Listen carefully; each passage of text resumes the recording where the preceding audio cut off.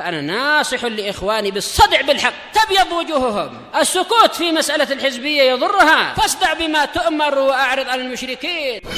سلامي على دماج ورجالها والشيخ يحيى ودار العلم يا سعد بانيها. اللهم صل على محمد عبدك ورسولك وعلى آله وأصحابه أجمعين أما بعد. Kita lanjutkan pembahasan dari Kitabul Adab, yaitu masuk ke muka surat 95. Qala al-mu'allifu hafidhahullahu ta'ala ad-darsur rabi', pelajaran yang keempat.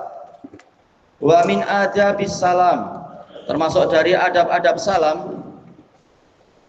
Yang pertama, idza salam ta'ala qaum, jika Anda mengucapkan salam kepada sekumpulan orang, falam yasma'uk, kemudian mereka tidak mendengarnya, fakarir alaihimus salam, maka ulangilah salam kepada mereka.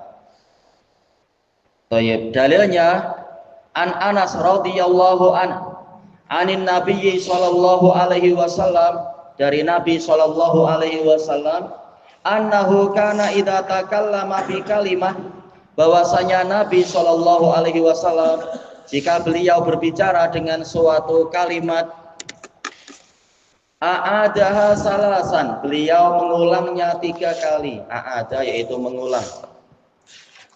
Hatta tufhama anhu, sehingga kalimat itu difahami dari Nabi, yaitu mereka memahami apa yang datang dari Nabi.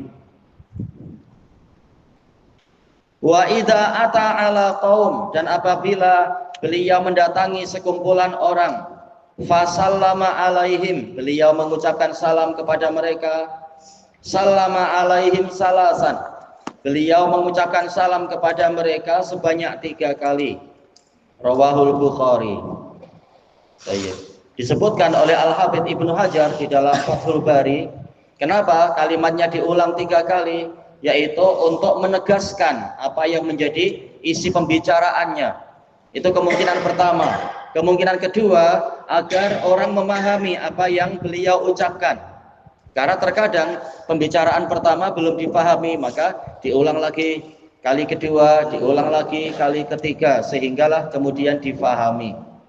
Sebagaimana kalau kita belajar, terkadang pertama membaca belum paham, diulang 2-3 kali, baru mulai paham akal kita. Dan itu pula yang dijelaskan oleh Al-Khatib Al-Baghdadi rahimahullah di dalam kitab beliau Al-Jami' li akhlaqi rawi wa adabis sami. Dianjurkan kalau seorang guru itu menyampaikan suatu hadis, kemudian ada murid meminta agar diulang lagi karena masih bingung atau belum hafal, maka dianjurkan untuk si guru itu berkenan mengulanginya lagi, sebagaimana yang dicontohkan oleh Nabi di sini. Sebagaimana di dalam hadis yang diriwayatkan oleh Imam Muslim dari Abi Sa'id Al-Khudri radhiyallahu an, tatkala Nabi berkata, ya Aba Sa'id, man radhiya billahi rabba wa bil islami dina wa bi Muhammadin nabiyya dakhalal jannah. Wahai Abu Sa'id, barang siapa ridha Allah sebagai Rabbnya, Islam sebagai agamanya, dan Muhammad sebagai nabinya, maka dia akan masuk surga. Fa'ajaba dzalika Aba Sa'id, maka kalimat itu membuat Abu Sa'id kagum. Faqal a'id alayya ya Rasulullah, ulangi lagi untuk saya wahai Rasulullah. Dohirnya Abu Sa'id sudah paham, makanya beliau kagum dengan kabar gembira tadi, namun ingin mendapatkan ketegasan lagi, maka diulang kalimat itu. Dan itu disunnahkan. Memang ada sebagian muhaddisun di masa lampau, ketika diminta mengulang tak mau dia. Dia mengatakan hadis kalau diulang cahayanya hilang. Tapi ini ra'yu, tak boleh ra'yu bertentangan dengan hadis. Sementara hadis Nabi sendiri berkenan mengulang kalimat ketika diminta. Baik. Masalah cahaya itu dari Allah. Terserah Allah memberikan cahaya dengan cara bagaimana atau dengan pola seperti apa. Kewajiban kita adalah menjalankan sunnah Nabi. Ketika murid minta diulang lagi, tidak mengapa. Nabi mengulangnya sampai 3 kali. Ya. a'jaba, yaitu membuat kagum. Kalimat tadi membuat kagum Abu Sa'id. Dan tentunya seperti ini banyak dalilnya dalam hadis. Nabi mengulang-ulang kalimat sebanyak 3 kali. Terkadang sahabat meminta, baru Nabi mengulang. Kembalinya ke ijtihad si pengajar, apakah 1 kali cukup atau perlu diulang. Kalau perlu diulang, diulang. Karena tujuannya bukan sekedar dakwah itu sampai, tapi agar orang memahami dan kemudian mengamalkan. Nah, disebutkan di sini oleh Anas bin Malik, hatta tufhamaan, sehinggalah kalimat tadi difahami dari Nabi, yaitu para sahabat memahaminya. Ini menunjukkan semata-mata sampainya hujjah itu tidak menunjukkan bahwasanya udzur telah hilang. Karena kalau orang tak paham, bagaimana dikatakan udzur telah hilang? Sebagaimana itu dijelaskan oleh Imam Al-Albani, demikian pula Imam Ibnu Utsaimin dan yang lainnya. Terkadang orang diajari sementara bahasa dia tidak sama dengan bahasa kita.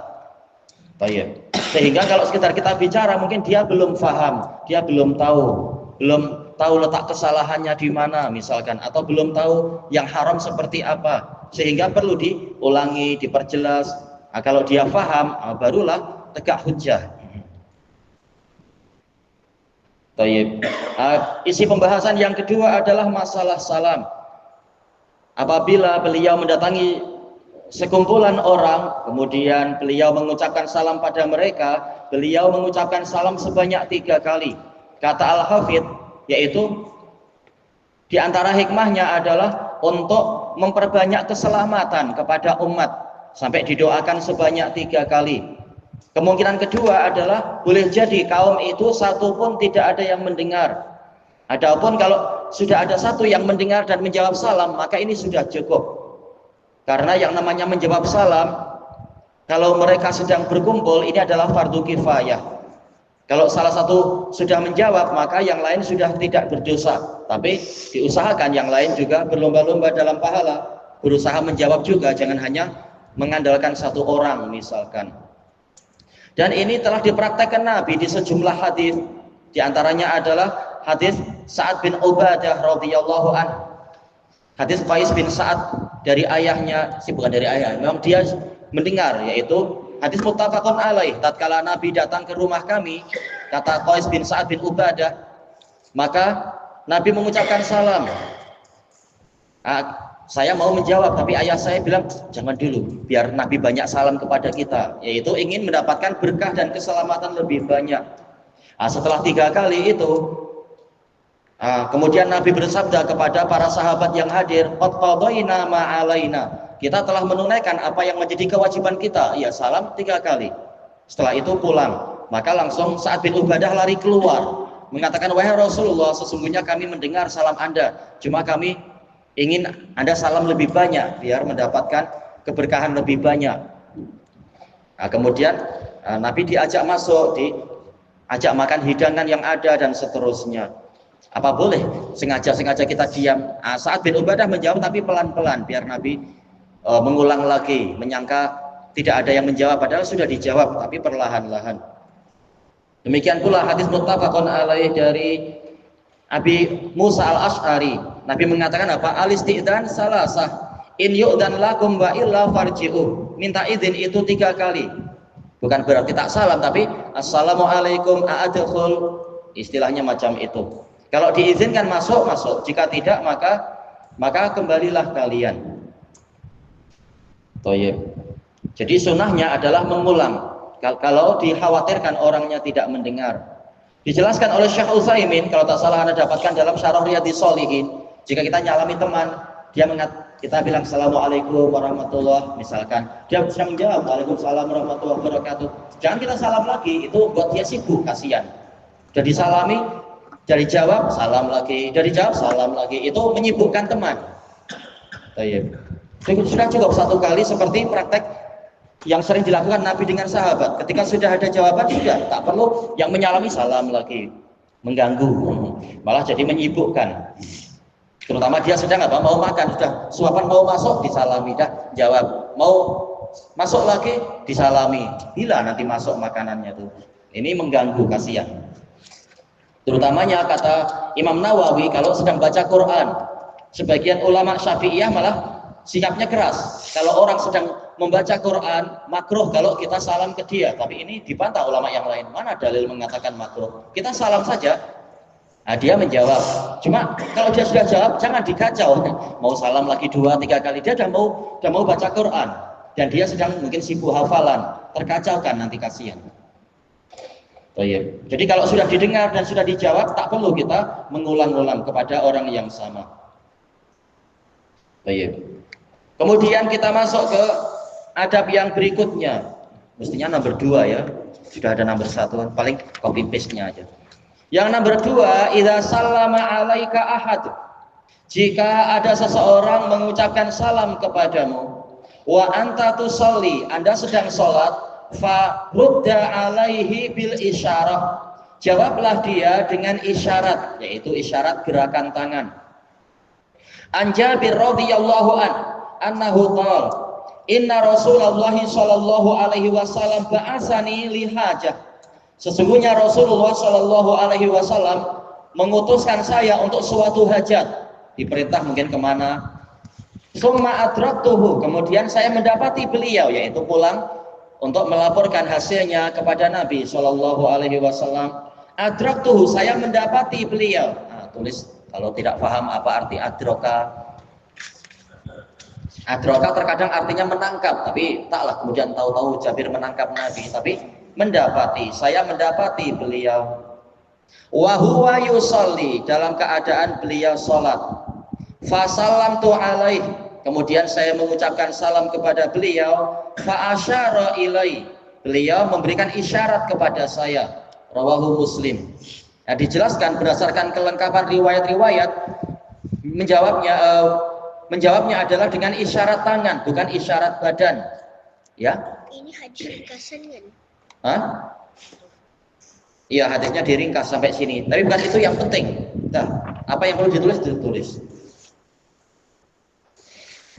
Caranya bagaimana? Dijelaskan oleh Al-Hafidz dan lain-lain. Boleh dengan tangan kita diangkat ke atas, yaitu tapi masih mengarah ke bawah. Boleh juga seperti apa? Melambai. Tapi sih kita aja jangan banyak-banyak. Kita sedang sholat. Intinya orangnya paham bahwasanya kita mendengar salam dia dan dia menjawab. Dan kita ini menjawab. Bukan dengan membungkukkan badan, tapi dengan gerakan tangan. Rawahu Muslim. Ini menunjukkan kata para ulama, apabila ada udzur, maka kita menjawabnya dengan gerakan tangan. Mungkin memang mulut kita sedang sakit, berbicara pun susah, atau tenggorokan yang sakit, mengeluarkan suara pun susah, kita menggunakan isyarat. Yang lain mengatakan boleh jadi kita mendengar suara dia, kita mampu bersuara, tapi suara kita tak sekeras suara dia, sementara jaraknya jauh. Boleh pakai isyarat, bukan karena pelit kedekut, tetapi karena ada udzur. Kalau ada udzur boleh, tidak mengapa. At-taqwim, penilaian. Yang pertama, idza kana al-majlisu kabira, jika majelisnya itu besar. Walam yasma' salamaka man fi wasatil majlis, dan orang yang di tengah majelis tidak mendengar ucapanmu. Wa man fi akhirih, demikian pula orang yang di akhirnya, di akhir majelis, ya jaraknya agak jauh. Fahal tukarriru salamak, apakah Anda mengulang salam Anda hatta yasma'akal jami, sehinggalah semua orang mendengarnya? Jawabannya na'am, disunahkan mengulang. Yang kedua, idza salam ta'ala ahad, jika Anda mengucapkan salam kepada seseorang, falam yasma' salamat, kemudian dia tidak mendengar salam Anda, fahal tukarriru salama hatta tusmi'ah, apakah Anda mengulang salam sehingga Anda memperdengarkan salam tadi padanya? Na'am. Yang ketiga, kaifa yuraddu salamu halas sholat, bagaimana cara salam dijawab ketika sholat? Sahabat Ahmad, iya, dengan isyarat tangan. Terutama di tempat yang sangat tidak dianjurkan untuk adanya kebisingan. Mungkin di Masjidil Haram, tak boleh kita bising-bising dengan pakai mulut atau pakai pengeras suara, tahu-tahu bawa megafon sendiri. Nanti orang marah. tahu-tahu kita berbisik, bicara dengan sangat keras, salam. Atau mungkin apa yang biasanya ada peraturan tidak boleh bisik, mungkin di maktabah, di perpustakaan yang besar, maka kita hormati peraturan di situ, jangan malah sengaja salam ke orang di sana dengan suara keras, itu mengganggu orang yang sedang membahas, yang meneliti dan seterusnya. Maka kita datangi dia, salam baik-baik, atau mungkin dari jauh isyarat, itu boleh kata para ulama, karena ada udzur seperti itu. Thayyib, ilahuna wallahu a'lam.